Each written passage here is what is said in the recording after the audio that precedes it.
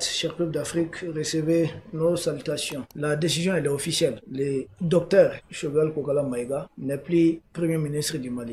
Le décret de sa nomination a été abrogé, tout comme les deux autres décrets, c'est-à-dire le décret qui fait du général Abdoulaye Maïga ministre d'État, tout comme les décrets même qui constituent les autres membres du gouvernement. Maintenant, est-ce une surprise ou bien on s'y attendait? Et je pense jusque-là on avait dit qu'on avait un devoir de réserve, parce qu'à un certain niveau, si rien n'est officiel, il faudrait éviter de prendre les devants. Mais de vous à moi, tout le monde savait que ça allait finir par arriver. Bon, ça ou pas, je pense de toutes les façons, tôt ou tard, on finit, chacun de nous ne sera plus là. Donc le Premier ministre Choguel Maïga, je pense qu'il a accompli ses devoirs, il a accompli de bonnes missions à la tête du Mali.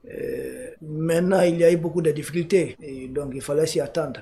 Ceux qui ont remarqué nos deux dernières éditions, on avait un peu de gêne là. À parler, ce n'était pas facile, parce que nous sommes dans l'espace AES, toute l'Afrique compte sur l'AES, et si on voyait des bruits comme ça, un peu, ces trucs politiques, ce n'était pas facile pour nous. On ne savait même pas comment expliquer cela, parce que quand ça devient difficile, jusqu'à rendre des choses un peu publiques, je pense qu'il faudrait se séparer à l'amiable. Maintenant, à qui la faute? Je pense qu'il ne faut pas entrer dans tous ces détails. Ça ne fait pas grandir les pays de l'Est. Aujourd'hui, là où nous en sommes, il faut simplement tirer les quelques leçons et puis on avance.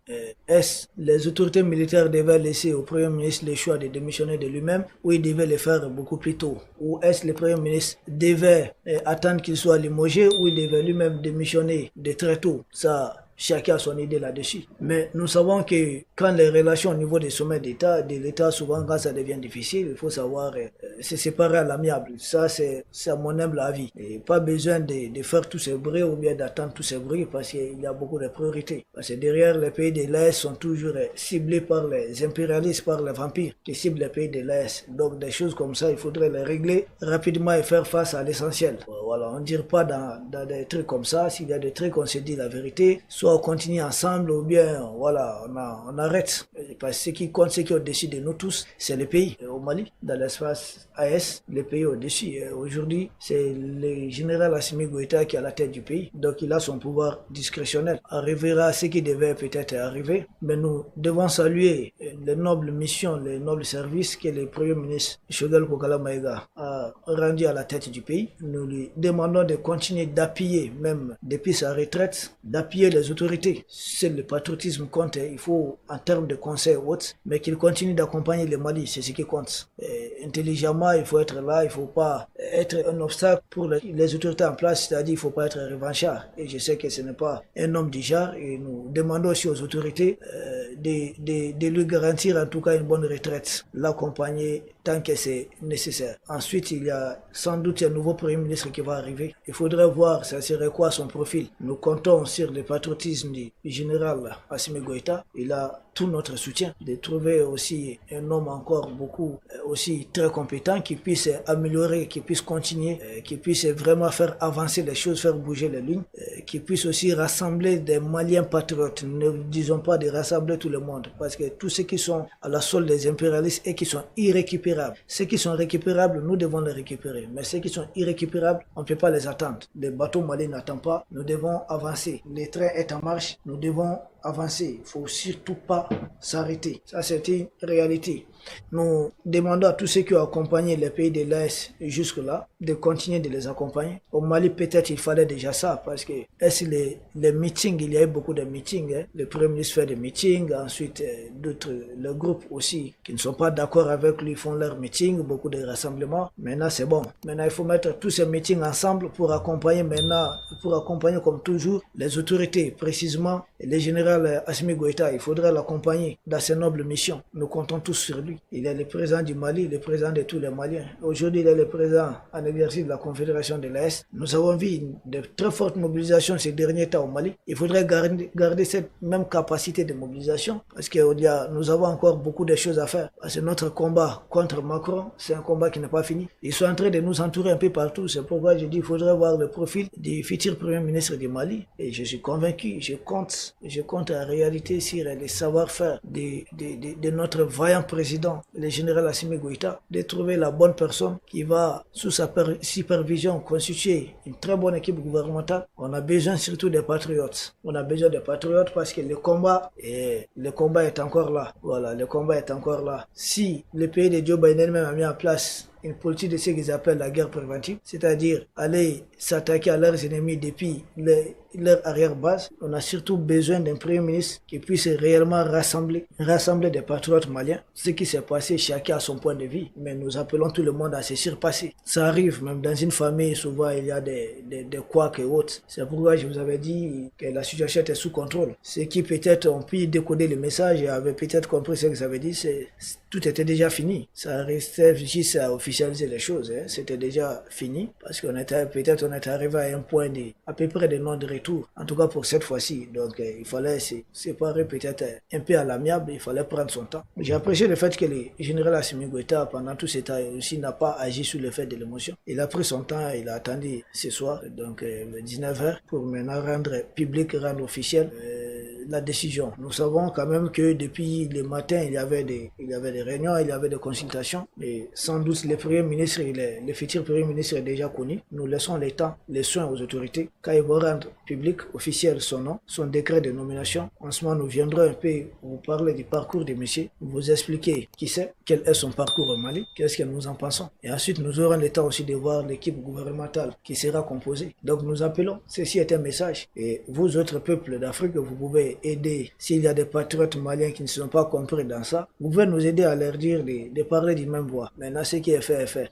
Mais en parler pendant, je ne sais pas combien de jours, on dit à Bambara, dit Bonnetétier, c'est-à-dire l'eau, personne ne peut plus la ramasser. Le président Assimi a pris une décision, c'est lui le chef suprême. Nous accompagnons cette décision. Nous accompagnons la décision, mais ça ne doit jamais être l'objet qui doit, en tout cas, faire diviser des Maliens. Au contraire, ça doit rassembler davantage des Maliens. Et nous devons tirer des leçons de ce qui s'est passé, comment ne plus revenir dans ça. Nous devons y songer. Et j'ai dit, on a beaucoup d'ennemis, c'est vrai, mais nous-mêmes, nous ne devons pas aussi nous faire la guerre. Nous devons construire une seule force. On a vu comment les Européens ont fait bloc derrière Emmanuel Macron, par derrière Zelensky. C'est la même chose peut-être que beaucoup d'Africains font aujourd'hui bloc derrière les pays de l'Est. Nous les en remercions. C'est ce qui est demandé à l'Africain en fait. C'est ce qui est demandé à l'Africain de montrer que nous aussi nous sommes un peuple, nous sommes forts. Donc si les Africains en grande majorité font bloc derrière les pays de l'Est, principalement derrière le Mali depuis le début de cette révolution, donc il n'y a pas de raison pour que les Maliens ne puissent pas parler d'une même voix. Je ne parle pas des Maliens qui ont été achetés par Emmanuel Macron. Je ne parle pas de ces mercenaires politiques ou médiatiques achetés par Emmanuel Macron. Je parle d'un patriote malien qui accompagne cette révolution et qui, pour une raison ou une autre, souvent certains n'ont pas